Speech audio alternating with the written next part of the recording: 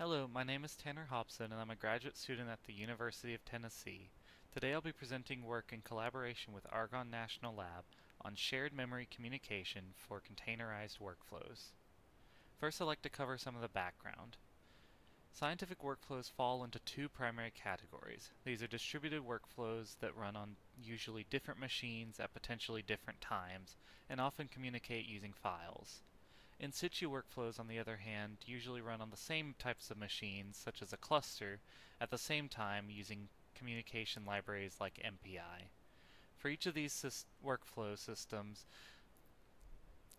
dependency management is challenging. This is because they often have complex environments with conflicting packages, and once you produce an environment, it's difficult to reproduce it for a different user or a different machine.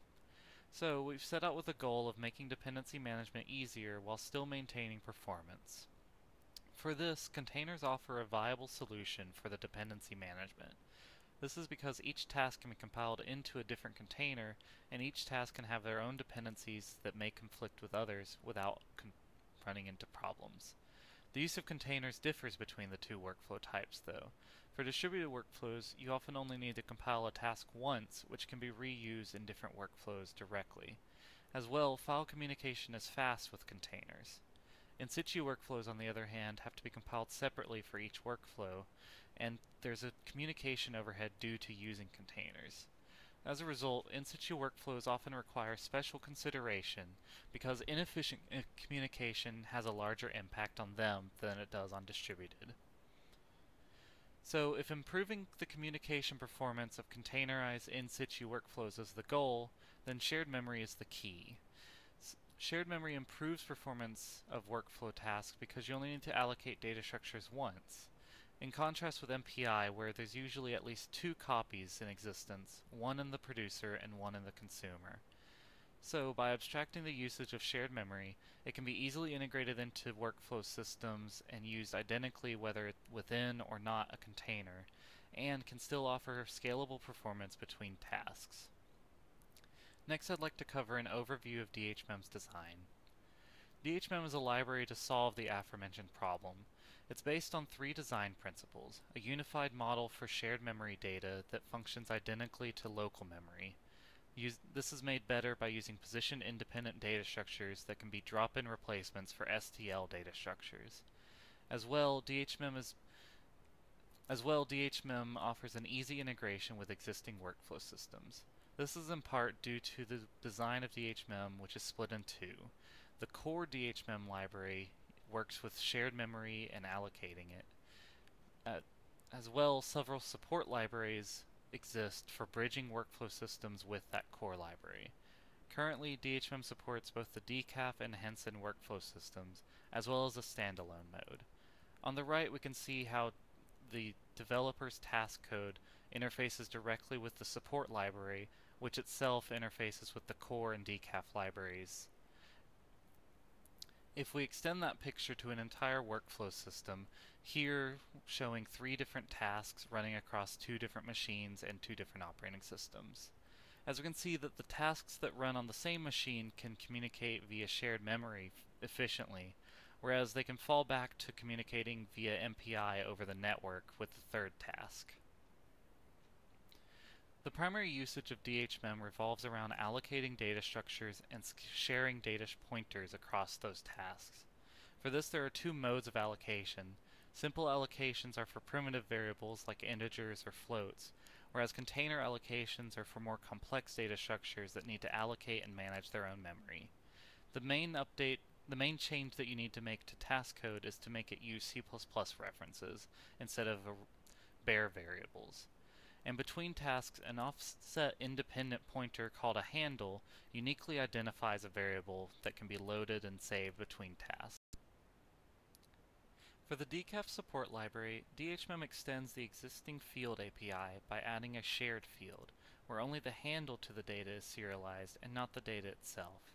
In the bottom left, highlighted in blue, are the DHMEM specific changes to using decaf.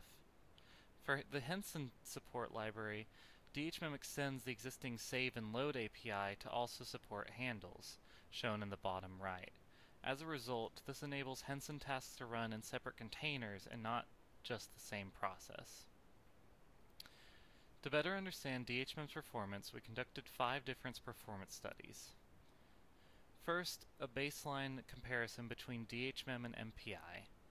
We designed this test as a set of workflow tasks sending data acyclically for some number of iterations. We repeated this test 5 times and report the average throughput. For generality, 3 different types of workflows are tested, shown in the bottom right. These are the simple, pipeline, and scatter-gather workflows. In the top right, the results show that DHMEM achieves a 1.8 to 2.4 times improvement on throughput compared to MPI. The next study shows how DHMEM scales to large numbers of tasks. We kept the setup the same as before, but now we vary the number of tasks between 3 and 34. Like before, we compare multi-process DHMEM with multi-process MPI. However, we also compare with multi-threaded DHMEM to better understand the performance overhead of processes. As shown, regardless of the number of tasks, DHMEM scales well and provides better performance than MPI. Next, we evaluated whether DHMEM scales to larger amounts of data. For this, we varied the size of data from 1 megabyte up to 1 gigabyte. In each test, we can see how the throughput plateaus at a maximum, which is due to the design of the test that writes to and reads from every byte of data, imposing a maximum throughput. Next, we also want to consider how sometimes it's difficult to convert an entire workflow to use shared memory, so we wondered what would happen if DHMEM is only used at task boundaries, and if performance could still be improved. For this, we look at 3 different scenarios between producer and consumer tasks, where one or both tasks are unmodified and continue to operate in local memory, copying into or from shared memory as needed. In each case, communication is only done via shared memory. The results show that modifying only the producer to use shared memory has the best improvement on throughput, so if only one task can be modified, it should be the task that produces the data. Finally, we wanted to evaluate whether DHMEM is performant inside of containers. We conducted this test using Singularity containers specifically. As a result, we had to run this on a different system that had Singularity installed, hence why the maximum throughput is different than the other results. As we can see, DHMEM performs equally well regardless of if it's run inside of containers or not. Next, I'd like to talk about the most exciting avenue of future work.